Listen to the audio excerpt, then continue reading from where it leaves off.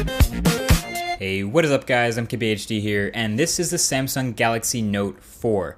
And right off the bat, you're going to notice it looks very similar to the Galaxy Note 3, at least in the fact that it's a large Samsung Android phone. But upon closer inspection, it is better in a lot of ways. So for messing around with it and the quality time I got to spend with it today, I'm going to go ahead and say 90% of the improvements to this phone are in the hardware department, and the last 10% are in the software. And I said this on Twitter, but it's kind of hard to explain, but I am now finally actually really impressed with a piece of Samsung hardware, and it's about damn time. Now the software, it's super familiar. Essentially, it's the same software we've already seen on the Galaxy S5. It's TouchWiz on top of Android 4.4.4 KitKat. Hopefully it'll get the Android L update pretty soon. And if you've handled a Samsung Android phone before, you'll know your way around here pretty well. I mean, it's literally, again, nearly the same as a GS5 software. But it wouldn't be a Note without having a couple extra software tricks or two up its sleeve. So one notable one is the multitasking improvements. Now you can swipe in from a corner to make smaller windowed apps, and these windowed apps remain fully functioning applications, like they're just a smaller version of the apps you use already. And you can move them around and resize them. The list of apps supported by this windowing feature is growing, and you can have up to 16 of these windows going on at the same time. Not that you'll probably ever need to do that, but you can definitely be super productive and have a whole bunch of useful things going on. For example, you're walking around the city for the first time taking pictures with the minimized camera, but you have maps in the background open to keep track of where you are. Neat stuff like that.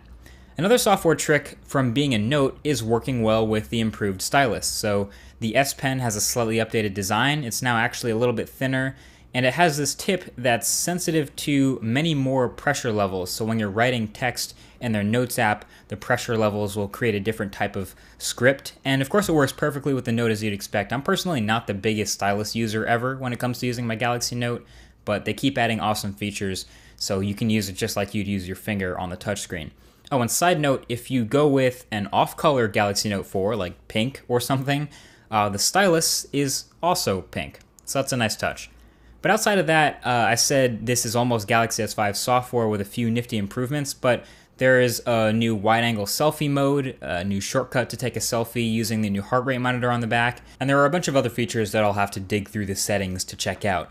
But like I said, the real improvements here, are absolutely with the hardware. You can watch all the promos and commercials and videos you want, but actually holding this phone was the only thing that convinced me of its premium build. This Galaxy Note 4 actually has metal now, aluminum sides and chamfered edges like we saw on the Galaxy Alpha or even the iPhone 5S. Not that fake plastic looking like metal thing on the Galaxy S5 or the Note 3, but actual metal. It's heavier, it's much more solid, and it makes a huge difference in the way it feels in the hand. The back of the phone is still this softer touch faux leather look again, but they got rid of the tacky fake stitching look.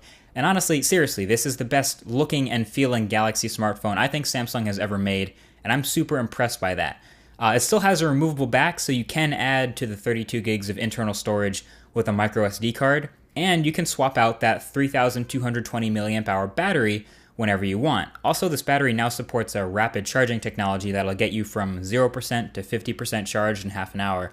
And I gotta say, even the buttons are miles better than the Galaxy S5. The power button on the side is clicky and tactile and oddly very satisfying to press. And the volume buttons have a nice feeling too, also made of metal. And the home button is also now a fingerprint scanner like on the Galaxy S5, but it also is still really tactile, unlike the Galaxy S5, so that's another improvement there. I just wish Samsung's fingerprint reading technology was better and less finicky, but I guess that's part of software, so it's a work in progress. Also, the internal hardware is an upgrade too. It has a Snapdragon 805 chip, top of the line, and 3 gigs of RAM. Oh, and if you haven't noticed, it has a new super sharp 5.7-inch Quad HD Super AMOLED display, putting it at over 500 pixels per inch and basically making it the best display on any smartphone out right now. So all of that, its super sharp display, new internal specs are awesome. All of that combined with the new 16 megapixel camera makes it a pretty sweet viewfinder. And this new camera also has optical image stabilization, which is a first for Samsung, and that should allow for sharper photos, better low-light performance, and more stable video, which is sure to keep it atop my list of best smartphones to shoot video with.